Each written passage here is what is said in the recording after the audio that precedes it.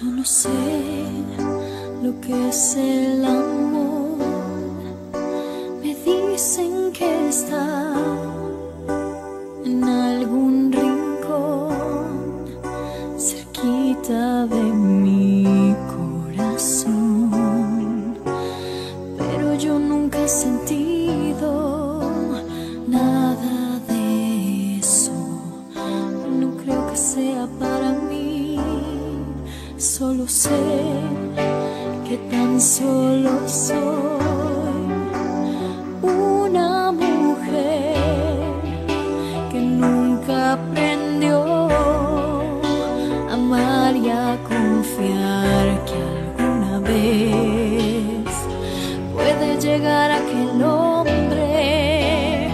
Pero cuando estoy contigo miro al cielo y empiezo a creer. Eres tú.